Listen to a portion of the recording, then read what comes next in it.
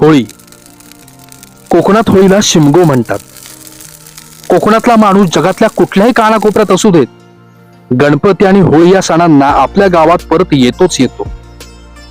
कोकणात होळीची सुरुवात भागपंचमी पासून होते, म्हणजे होळीच्या 10-12 दिवस अगोदर. होळी या सणाच्या निमित्तानं गावातली सगळी लहान थोरली माणसं एकत्र जमतात आणि खेळणं, बोंबा मारणं या सगळ्या गोष्टींचा मनसोक्त आनंद घेतात.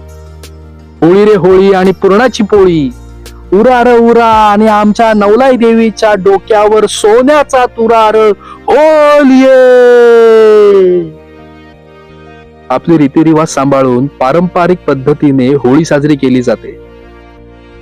होळीला ग्रामदैवत पालखीतून प्रत्येकाच्या घरी येते.